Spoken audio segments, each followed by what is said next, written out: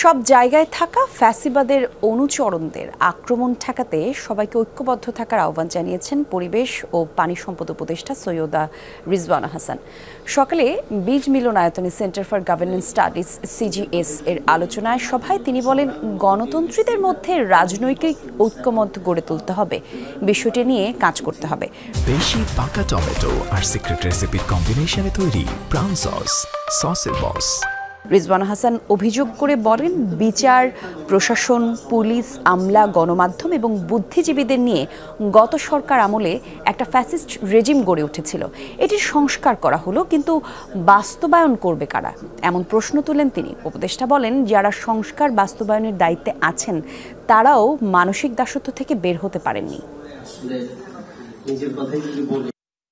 একটা fascist regime একা একা ফ্যাসিস্ট হয় না, সে সাথে বিচার বিভাগকে নেয়, সে সাথে ব্যুরোক্রেসিকে নেয়, সে সাথে পুলিশ প্রশাসনকে নেয়, সে এমনকি সাথে গণমাধ্যমকেও নেয়, সে বুদ্ধিজীবীদেরকেও সাথে নেয়।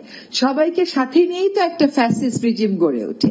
তো আমার দৃঢ় বিশ্বাস যে ক্ষমতার ক্ষেত্রে জবাবদিহিতা আমরা আনতে পারবো, অধিকারের ক্ষেত্রেও আমরা জবাবদিহিতা আনতে পারবো।